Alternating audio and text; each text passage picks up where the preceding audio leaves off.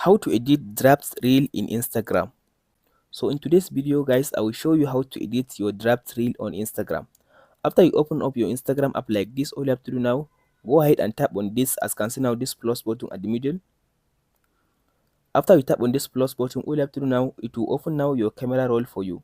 So now go ahead and choose this one. As you can see, tap on this reel at the bottom right side.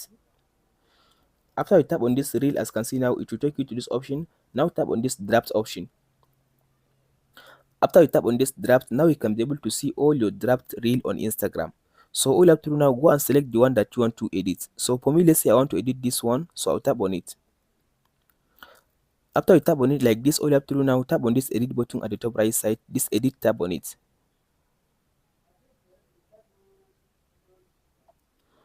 So as you can see now, after you tap on this edit, as you can see now, so in this section now, you can go ahead now and edit your video. As you can see, you can go ahead and edit, add audio, or like add text and add animation. All you have to do now, after you finish editing your video, just tap on this.